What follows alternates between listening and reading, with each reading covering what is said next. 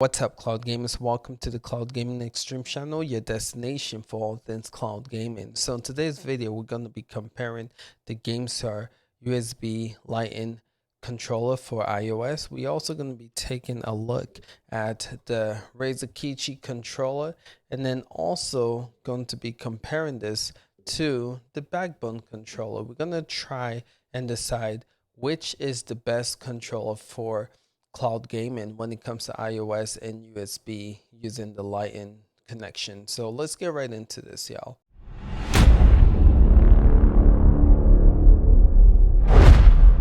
All right, to get started, taking a look at the Gamesir, and when it comes to design, I like how this feels. Some people are not the biggest fan, but I think it feels great. The analog stick can definitely use some improvement. The D-pad feels really good in the hand. It has a dedicated menu button, especially like for Google Stadia right here. You hit that and you have access to all your friends list. The X, Y, and AB button feels really good. The analog, again, like I stated, can definitely be a lot bigger, but it's not so bad, right? That is the front. Again, you have all these little menu buttons that you can play around with. Again, start, select a home menu, and this is another button again that you can just mess around with. So let's take a look at the back. Something I like about this controller grip is this right here. You get a little cushion for your hands, and again, when you have like long play session with this, it feels really good in the hand. Let's take a look at the triggers. Something I don't like about the triggers is that it's not analog triggers, meaning if you're trying to play racers and then that requires you to hold on the trigger, this doesn't have that, so you're going to be missing out on that. But again, look and feel, it looks good, it feels good. This comes with a lot of cool stuff. It comes with a case that you can pack this in. So again, it comes with some analog thumbstick. This is pretty cool, the package that it comes with. And this is a 70 bucks. So price wise, it's not bad at all. So we're just going to take a look at some gameplay here. The beauty with these controls that I'm going to showcase today is that the fact that they're connected to USB means that there's going to be hardly any latency. So if you're worried about cloud gaming latency, then you definitely want to look into these USB controller. But here we go, playing Dirt 5 on Google Stadia. As you can see, it runs really smooth and hardly any latency here. Also, another benefit of this controller grip is the fact that you can use a case mostly with this. So if you have a case with your iOS device, you can just plug your case in. I don't for this one, but you can use your case. I've tried it before.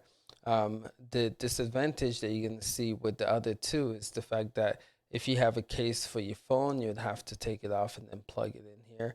With this can fit most cases. Again, that's why there's some space on the corners like you see right here.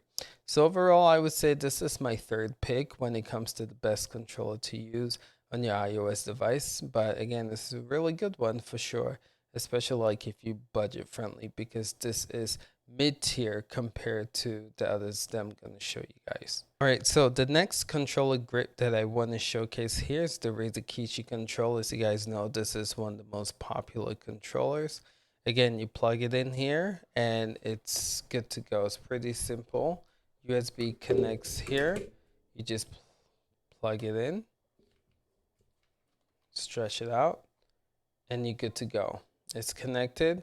Again, beauty with these USB controllers is hardly any latency, but this is what it looks like. As you can see, it's a little bit wider, right, than the Gamesir controller that I was showcasing earlier. You have your D-pad here, you have your home menu. Again, in home pops up your Google Stadia menu, which is pretty cool. You have your start menu, your select button right here.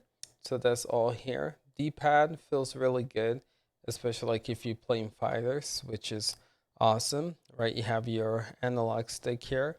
Again, feels really good as well. Way better than the Gamesir, because I complained how small that was. USB charging here. All of these devices have a USB pass-through, meaning if you plug your USB in here, you can still play your games and charge your phone at the same time. This resembles an Xbox controller the best, and the cool thing about these here is that your speaker goes right here, so the volume actually pops out more here. It's not restricted like it was a little bit with the Gamesir.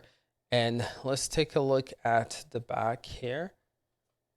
Again, you have this just holding it firm and steady. And the cool thing about this, we talked about the Gamesir didn't have this, is that this has analog triggers as well. So if you're playing racers like I'm playing here, definitely pushing deceleration definitely makes a difference. So that's all good stuff here.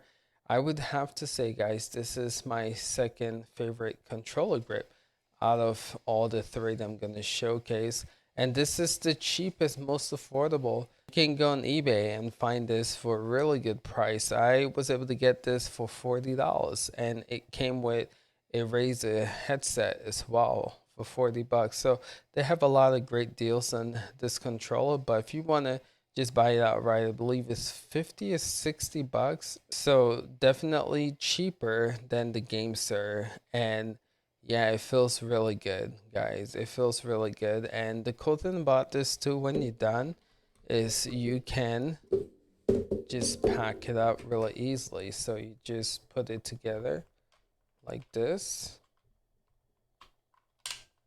and it clicks like that. It has a cool form factor, and you can just put this anywhere, which is pretty cool. So it's good to travel with, and I really like this. All right, fellas, so here it is, my favorite iOS USB Lightning controller, and this is the Games. I call this the king of iOS controllers. Nothing beats this. This is a premium device. The price screams premium. It's $100, so it's not cheap. But guys, if you're looking for a great controller for cloud gaming, this is the one to be. And some of you guys might say, why, right? It looks like any other controllers, but I would have to say the way this feels, I can't stress that enough.